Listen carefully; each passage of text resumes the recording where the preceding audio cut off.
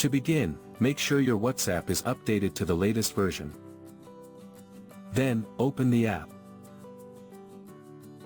Next, tap the 3 vertical dots located in the top right corner.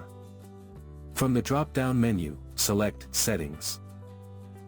On the Settings page, tap Account.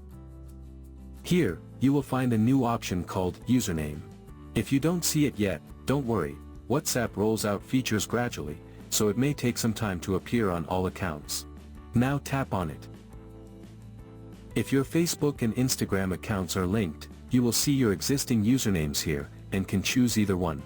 Otherwise, tap Create Username to create a new one. Now type the username you'd like to use. Keep in mind that every username must be unique.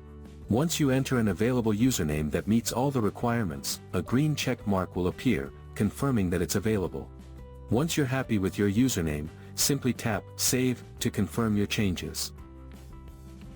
Your username is successfully saved, and it becomes your unique public identity on WhatsApp, allowing others to find and contact you using it instead of relying solely on your phone number. Tap on Done. If you tap Contact Me by Username, you can choose who is allowed to reach you using your username. And if you tap Edit in the top right corner, you will get options to change your username or delete the username.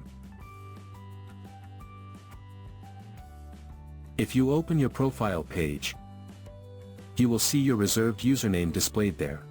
A WhatsApp username lets people find and contact you easily without sharing your phone number, improving your privacy and control. So that's how you can create a username on WhatsApp.